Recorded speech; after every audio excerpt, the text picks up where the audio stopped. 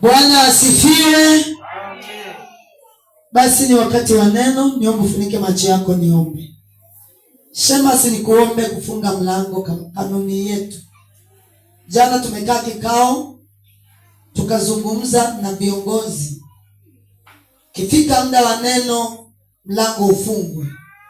Na kama hutaki kusikia neno, basi unatoka kabisa unaenda. Usiende kukaa kwenye kisima. Funika macho yako niombe. Baba, katika jina la Yesu ninakutukuza.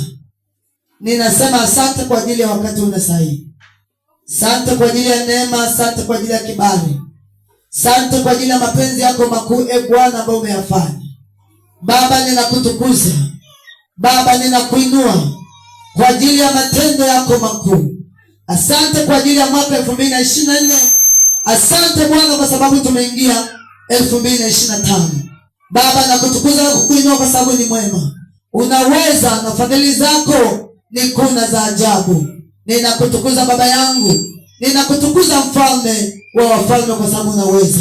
Tawala katikati ya neno hili. Tawala ndani yetu Bwana. Ukatutie nguvu. Ukatuimarisha katika yale ambayo tutakwenda kuzungumza katikati ya ibada hii. Baba, neno lako likae